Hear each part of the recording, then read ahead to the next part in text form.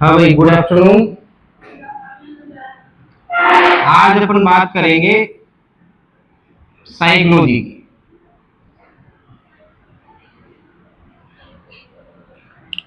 क्योंकि साइकोलॉजी भी important subject है आपके, और साइकोलॉजी से कुछ क्वेश्चन आते हैं और वो सेलेक्टेड क्वेश्चन मतलब हर एग्जाम में पूछे जाते हैं, तो आपको पता होना चाहिए उनके बारे में भी।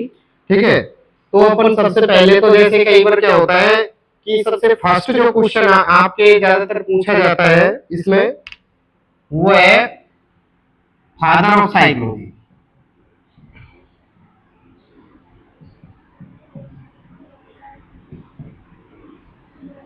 ठीक है, फादर ऑफ साइकोलॉजी जो है, इसमें भी दो स्थितियां डेवलप होती है। एक तो जो ओल्डेस्ट फादर ऑफ साइकोलॉजी है, ठीक है, जब आपके कंपटीशन में एग्जाम में क्वेश्चन पूछा जाता है, उसमें खाली डायरेक्टली ये बोला जाता है कि फादर ऑफ साइकोलॉजी कौन है, तो आपको उसमें आप ऑप्शन जो चार ऑप्शन आएंगे उनमें से आपको ओल्डेस्ट के रूप में विलहेल्म वुंडर्ट को सेलेक्ट करना है। किसको करना है? ठीक है, तो उसका यदि बात करें अपन ओल्डेस्ट, ठीक है, फादर ऑफ साइकोलॉजी के नाम से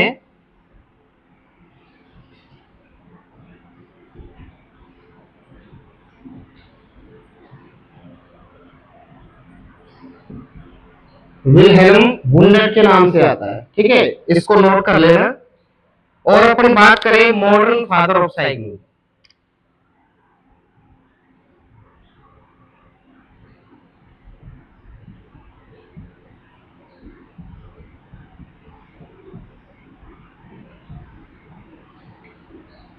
मॉडर्न की बात करें तो इसमें सिगमंड फ्राइड का नाम आता है।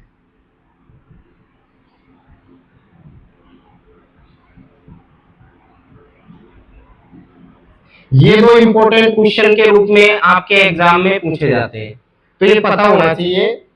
ओल्डेस्ट फादर ऑफ साइकोलॉजी जो है विलहेल्म वुंडर्ट, और modern father of psychology Sigmund Freud.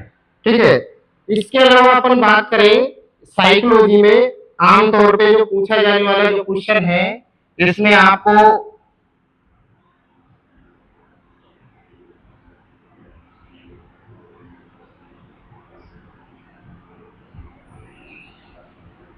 Psychology का मतलब क्या है, ठीक है, तो ये भी आपको पता होना चाहिए। तो साइकोलॉजी का मतलब होता है स्टडी ऑफ माइंड। किसकी? Study of mind. तो मन के अध्ययन से रिलेटेड अपन इसके बारे में स्टडी करते हैं। तो आपके एग्जाम में पूछा जाए कि अपन साइकोलॉजी के अंदर किसकी स्टडी करते हैं, तो कंपटीशन में क्वेश्चन क्या आता है, तो वहां पे आपको किसको सेलेक्ट करना है? माइंड को सेलेक्ट करना है। इसके अलावा अपन बात करें, कई बार क्वेश्चन पूछा जाता है आपके लेवल ऑफ माइंड। ठीक है,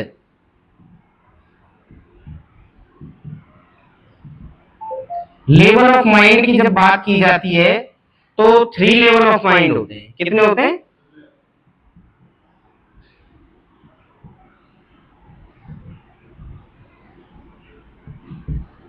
3 लेवल ऑफ माइंड में अपन जो बात करें, कॉन्शियस लेवल, सेमी कॉन्शियस और अनकॉन्शियस।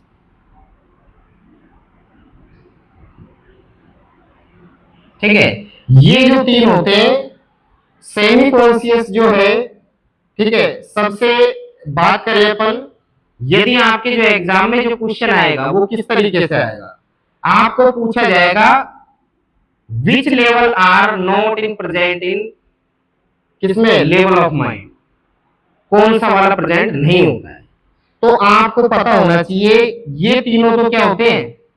प्रेजेंट होते हैं। और इसके अलावा जो ऐड किया जाएगा नेक्स्ट, वो आपके सेलेक्ट ऑप्शन में आपको यस करना है। क्वेश्चन जो आएगा किस तरीके से, आपको ये तीनों जब याद होंगे तभी जाके आप चौथे आंसर को टर्मिनेट कर सकते हो। ठीक है, जब ये तीनों याद है तो आप ऑप्शन में सेलेक्ट कर दोगे कि ये वाला ऑप्शन नहीं आता है इसमें।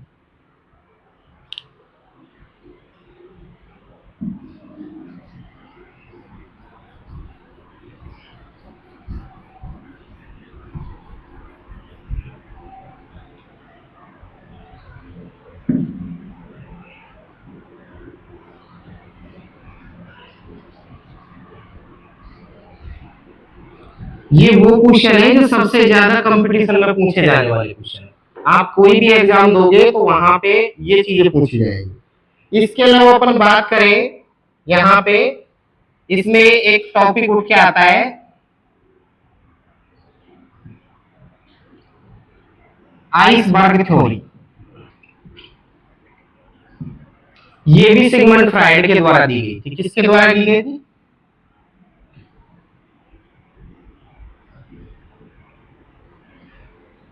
आइसबर्ग थ्योरी जो है, इसमें भी माइंड से रिलेटेड दी गई है। किससे रिलेटेड दी गई है? इसमें यदि अपन बात करें, आइसबर्ग थ्योरी जो है आपकी,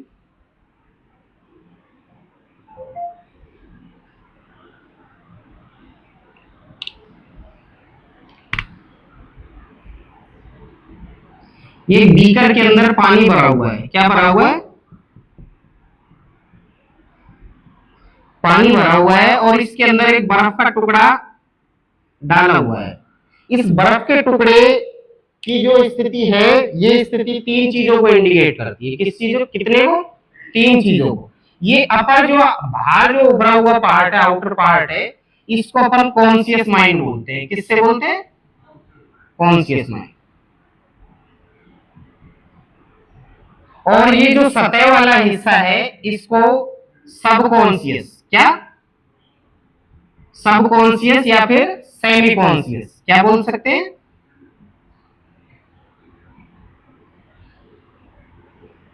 और जो बिल्कुल पानी के अंदर जो डूबा हुआ हिस्सा है, उसको अपन क्या बोलते हैं? अनकॉन्शियस। अनकॉन्शियस माइंड बोलते हैं।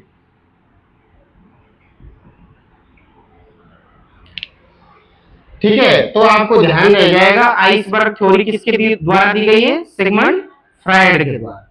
इसके अलावा अपन बात करें यहां पे, जो लेवल ऑफ माइंड है, लेवल ऑफ माइंड के अंदर भी एक और क्वेश्चन निकल के आता है।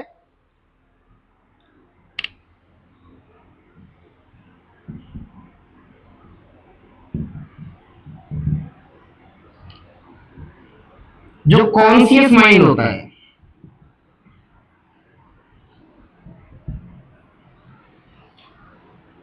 उसमें दो चीजें प्रेजेंट होती हैं। कॉन्शियस माइंड के अंदर कौन सी दो चीजें प्रेजेंट होती है? एक तो होती है फोकस ऑफ सेंटर,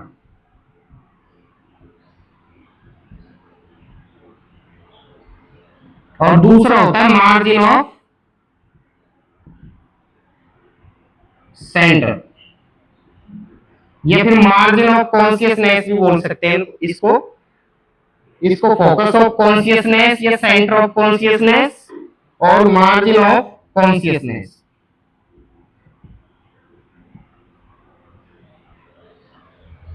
तो आपसे पूछा जाए कॉन्शियस माइंड के अंदर कितने पार्ट पाए जाते हैं, ठीक है, तो उसमें आपको ये दोनों याद रखने हैं। एक तो फोकस ऑफ सेंटर या सेंटर ऑफ कॉन्शियसनेस के नाम से भी जानते हैं इसको। क्या बोल सकते हैं? Centre of consciousness.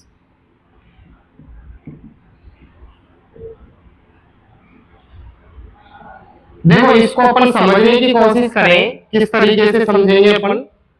तो ये आपका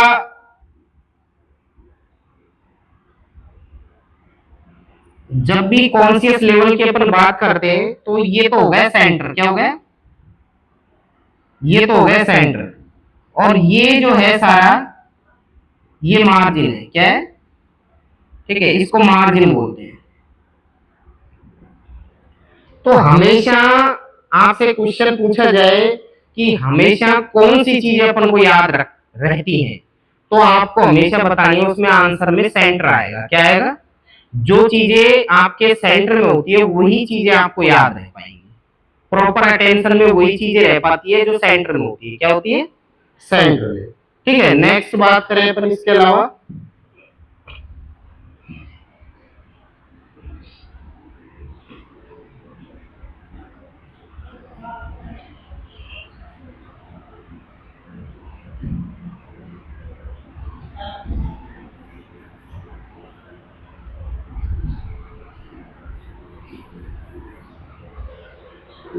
इसके अलावा बात करें, एक थ्योरी दी गई है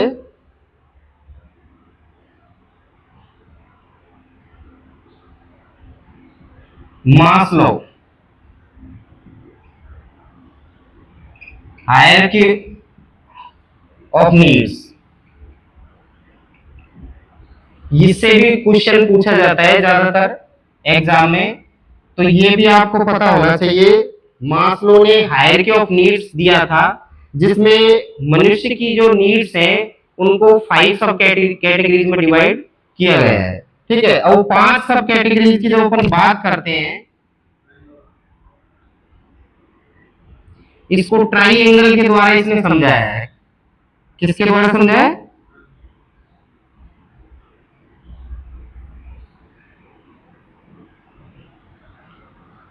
फर्स्ट नंबर जो आती है आपकी फिजियोलॉजिकल नीड आती है, कौन सी आती है?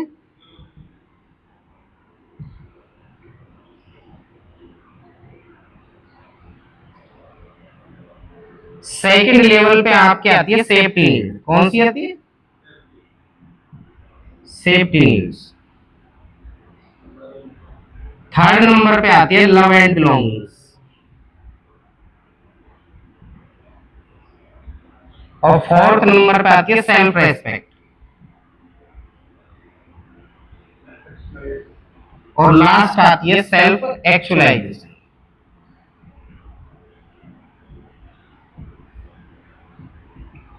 ये 5 नीड्स चलती है।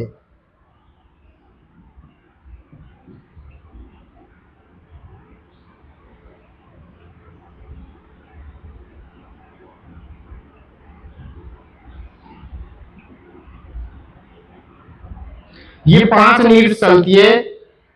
इसमें यदि आपसे पूछा जाए कि सबसे लोएस्ट लेवल की नीड कौन सी है, तो सबसे लोएस्ट लेवल ऑफ नीड के नाम से अपन जानते हैं फिजियोलॉजिकल नीड को। तो इसमें क्वेश्चन जो फर्स्ट बन के आएगा, लोएस्ट लेवल ऑफ नीड,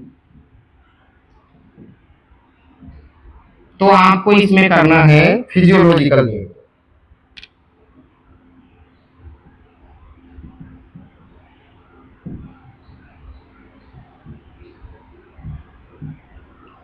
और दूसरा आपके जो क्वेश्चन पूछा जाता है वो है हाईएस्ट लेवल ऑफ नीड।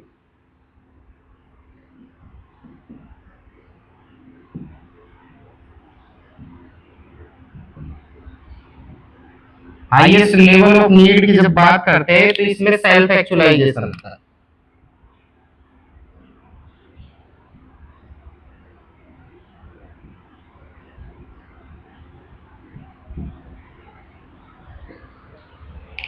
ये सबसे ज्यादा पूछे जाते हैं एग्जाम में। इसके अलावा अपन बात करें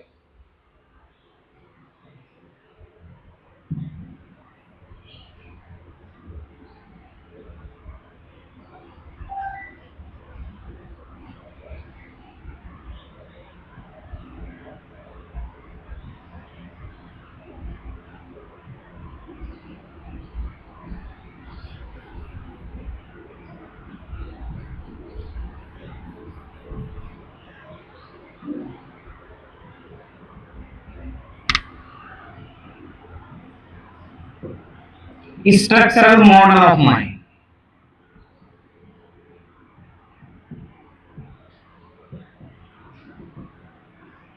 स्ट्रक्चरल मॉडल ऑफ माइंड जो है, इसके अंदर 3 चीजें आती हैं आपके। कितनी आती हैं?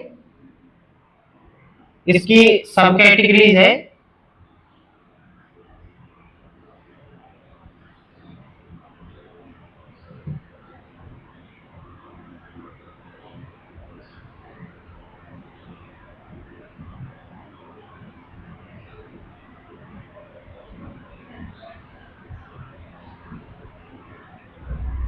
इसमें आपके इड, ईगो, सुपर ईगो। तो सबसे पहले तो एक क्वेश्चन तो आपके यही बनता है कि जब भी कोई क्वेश्चन पूछा जाए कि which steps are include not include in structural model of mind, तो आपको ये तीनों के अलावा जो चौथा दिया जाएगा उसको सेलेक्ट करना है। ठीक है, दूसरा इनमें से एक जो क्वेश्चन बनता है वो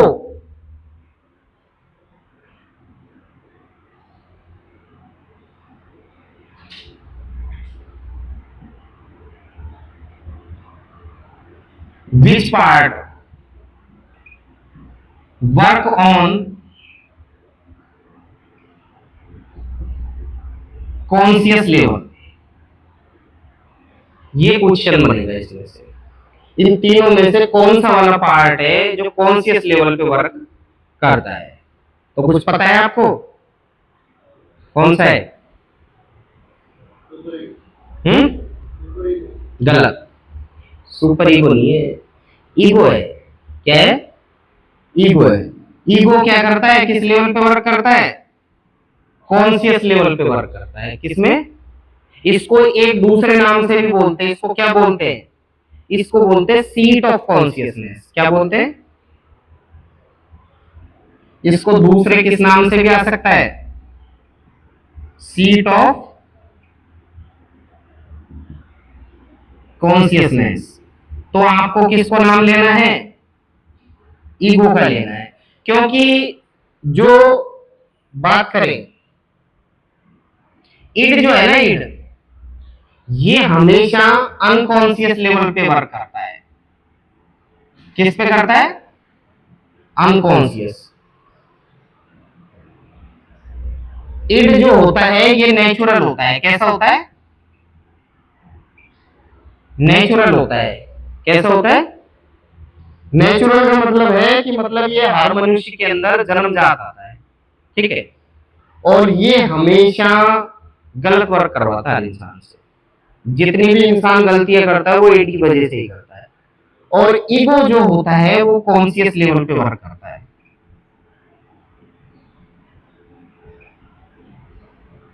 ठीक है, ईगो जो कॉन्शियस लेवल पे वर्क करता है, लेकिन ये सही गलत का डिसीजन नहीं देता।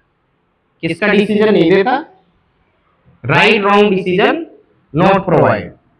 ठीक है, तो यदि अपन इसकी बात करें राइट ऑब्लिक रॉन्ग,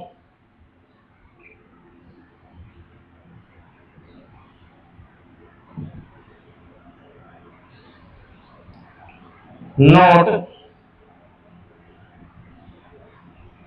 जज बाय ईगो, मतलब ये कोई अपना जजमेंट नहीं देता है। ठीक है, तो ये हमेशा कॉन्शियस लेवल पे वर्क तो करता है, ये रास्ता दिखा देगा ईड को, लेकिन ये अपना जजमेंट नहीं देगा क्या सही है क्या गलत है। और सुपर ईगो जो होता है ये भी अनकॉन्शियस लेवल पे वर्क करता है। अनकॉन्शियस लेवल पे वर्क करता है।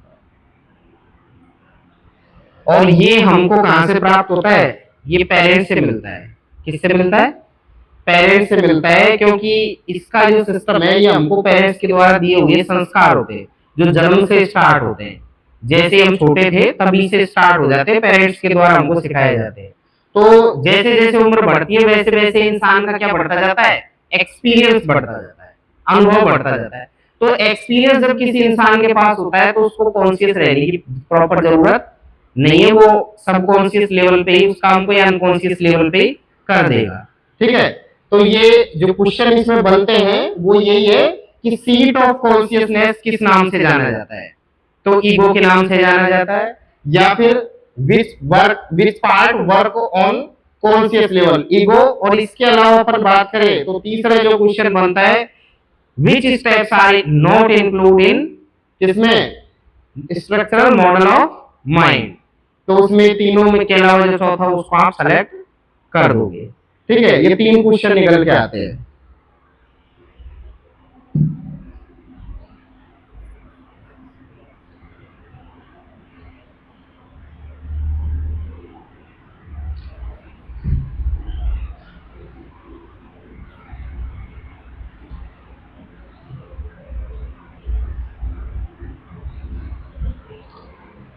नेक्स्ट बात करें अपन डिफेंस मैकेनिज्म। ठीक है,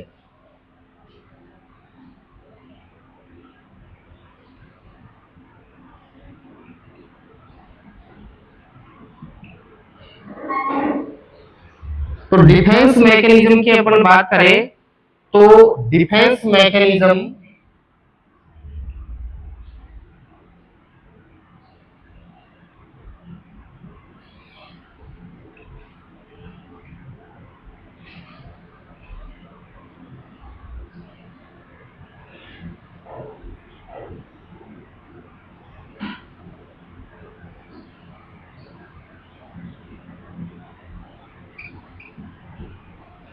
defense mechanism are techniques these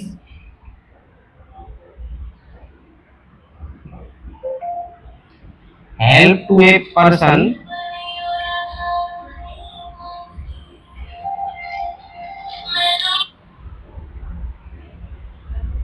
help to a person from stressful situation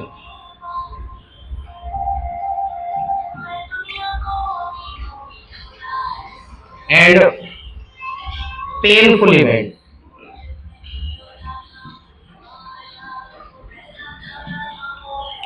तो डिफेंस मैकेनिज्म की बात करें तो डिफेंस मैकेनिज्म वे टेक्निक्स हैं जिनका यूज करके अपन स्ट्रेसफुल सिचुएशंस और पेनफुल स्थितियां जो है उनसे अपने आप को क्या कर सकते हैं, बचा सकते हैं। ठीक है, तो अभी मेरी क्लास नेक्स्ट कल करूंगा मैं, यहीं अभी स्टॉप कर रहा हूँ, थोड़ा कॉल आ रहा है अर्जेंट है। ठीक है।